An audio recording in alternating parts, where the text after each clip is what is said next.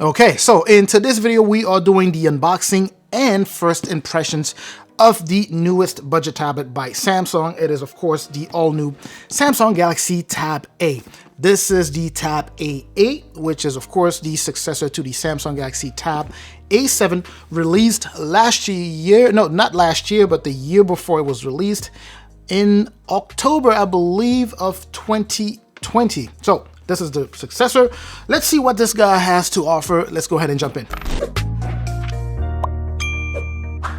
Now, since this video is going to contain two parts, the unboxing and the first impressions, I want to go ahead and just say, full disclosure, I've actually already unboxed the tablet and I've gotten to play with it for the past few hours. So I'm just going to do a quick unboxing, not a quick unboxing, but more of a voiceover when I was unboxing, just for you to see what came in the box. Nothing that you haven't seen before. And also, before I do that voiceover, I want to take this second to give a major shout out to my good buddy Jens from the channel All Star Space. I will keep the link to his channel in the description so you can go ahead and check him out. He does fantastic work, top level editing, of course, and he's already covered this tablet. So as you can see here, this is the box. This is the new box for the new tablet. Of course, I went for the silver model here. And as we open the box, you will see that the tablet, just like the previous model, is sitting in the tablet sleeve or bag, whatever they call this thing, this nylon bag.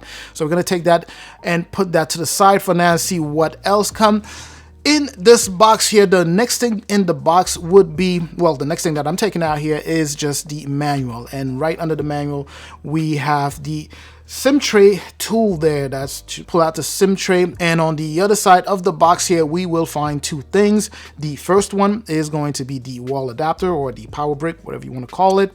And I'm not sure if I mentioned this already. The tablet itself is fast charge capable at up to 15 watts. So we have the power brick and we have a USB Type-C port. Now let's go back to the tablet here and take it out of the sleeve. And the first thing I'm going to say about this tablet is that I'm surprised by how much I actually like this design. I dig it. It's, you know, first impressions, it's just kind of a very bold look.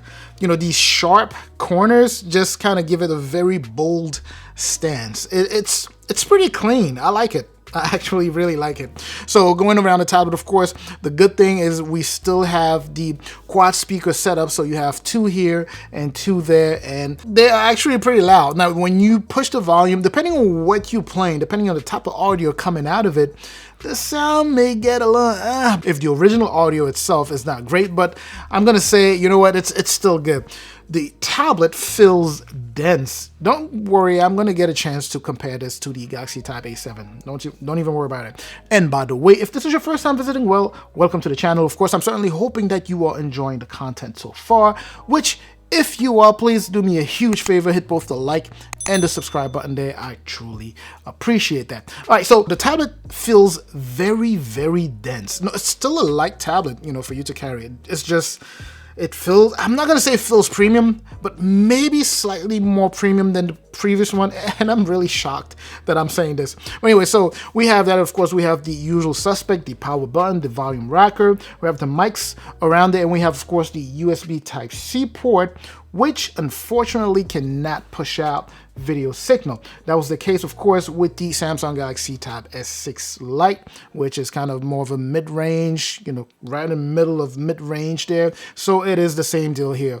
And just like the Samsung Galaxy Tab S6 Lite, it does not support Samsung S Pen. So you can use like a capacitive pen or capacitive pencil if you buy one off of like Amazon or eBay or whatever the case may be. But of course, as you write, it won't offer you anything remotely close to what you would get normally with the Samsung S Pen. On the back there, we have the camera module. It's just a single camera, essentially the same camera that we've seen on the Samsung Galaxy Tab S6 Lite, on the Galaxy Tab A7, on the old Tab A. It's the same 8 megapixel camera on the back there. Now, I've taken a couple of pictures with it.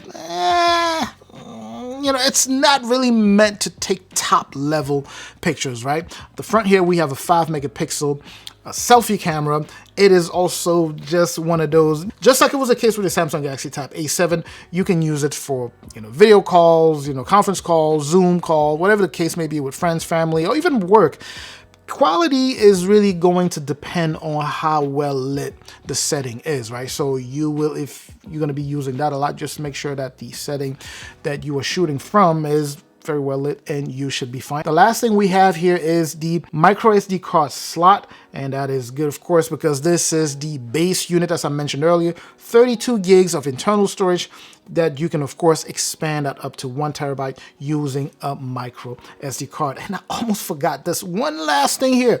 We have a headphone jack, and I think we've covered it all. Now, in terms of just user experience so far, nothing drastically different compared to the Galaxy Tab A7. So as I started using it, it's not like I could immediately say, you know what, this is way faster than, the Galaxy Tab A7. It's not. So when I was using it over the past few hours, right, I couldn't really tell a major difference between, the speed here and the Samsung Galaxy Tab A7. But then again, I was just doing just day-to-day stuff, right? Just checking emails, downloading a few things, playing a few games, and it was handling it kind of the same way as the Samsung Galaxy Tab A7. Now, don't get me wrong, the chipset, the platform here is slightly better than what you had for the Samsung Galaxy Tab A7. Here you have a Unisoc chip. I wasn't a fan of that. I don't think that many people like the fact that they went Unisoc here, but it's a Unisoc chipset. It is the Tiger T618.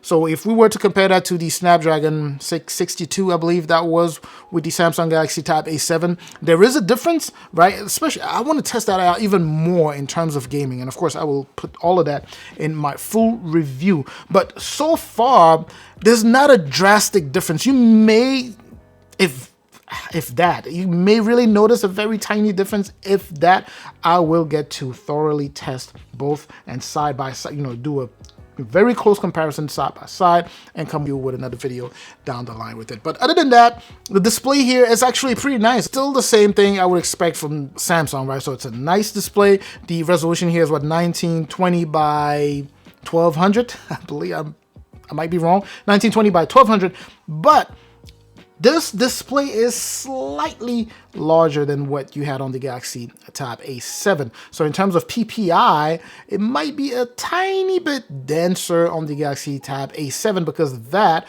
was a 10.4 inches versus a 10.5 here. And not only that, I believe the resolution on the Samsung Galaxy Tab A7 is 1200 by 2000, I think, not 1200 by 1920 like it is the case here. But anyway, I digress. We'll talk about that when we do the comparison. It is loaded, of course, with Android. So it comes out of the box with Android, loaded with Android 11, One UI 3, and it's pretty fluid. It's fluid to a level of a budget tablet, right? So it lags where it's supposed to lag because it's not a productivity tablet. So I'm not going to say that it doesn't lag, right? So, it lags where it's supposed to lag, and then it's very fluid where it's supposed to be very fluid. So light to moderate level of work so far. The past couple of hours have been okay, but when I got a little bit too crazy, it started lagging. In fact, before that, but I'm pretty sure that was just because I was still doing the initial setup. Right after the initial setup, it was lagging. It was definitely lagging, but I think it's because, obviously I was transferring stuff, so stuff was still downloading in the background. But anyway, I'll talk about that more during the full review. So far, so good. In terms of first impressions, my first impressions are actually kind of positive. I don't know. For some reason, I don't know why I expected the worst out of this tablet, but so far I like it. I like the design. It just the fact that it feels so dense. I like the design. It's pretty clean, fairly snappy, and as I mentioned, it lags when it's supposed to lag. I played some games here, pretty good also so far, and I think that should cover kind of the bulk of my first impressions, or my hands-on this tablet here. So just a quick summary here. You have a pretty nice display. As I've shown already, video quality is pretty clean on here. It's very nice, even though the resolution, there was a downgrade in resolution. Again, as I mentioned, the screen got slightly larger and the resolution went down a little, but I can't really tell the difference. I compared it to my Galaxy Tab A7. I couldn't really see it like that. It probably depends on the type of content you are looking at. I will get a chance to do just that. So you have a TFT display. It's still a TFT display. The battery, of course, is fast charge capable, as I mentioned earlier. It is the same size as what you had on the Galaxy Tab A7. A lot of stuff that Samsung went ahead and reused here. The memory here is 3 gigs of RAM. I'm not sure if I mentioned that. So this is the base model, 32 gigs of internal storage, and that would come with 3 gigs of RAM. Of course, if you go for the 64 or the 128 gigs of internal storage, those will afford you 4 gigs of RAM. So an additional 1 gig of RAM, right? So you have 4 gigs of RAM for 64 and 128, and you get 3 gigs of RAM for the 32 gigs here. Now, it comes loaded with Android 11, as I mentioned. You have One UI already there. It's pretty clean so far. I'll just try to test this some more and come to you guys with even more information about this guy here. But anyway, so that was just my quick take, my quick unboxing, first impressions, you know, hands-on if you want to call it like that. So far, so good, and I will keep you posted down the line with my full comprehensive review of this guy here. I'm hoping also that you found this informative. Make sure to stay tuned for the full review. Make sure to subscribe. Hit the subscribe button. Hit me down in the comment section. Let me know things that you would like for me to test out. One thing I'm going to test, which I did not, is to make sure that I am able to move my apps from the tablet into the micro SD card. So I'll make sure to test that out. But anyway, so I'm going to catch you in the comment section. I'm also going to catch you in the next video. And of course, up until that next video, as always, stay safe out there.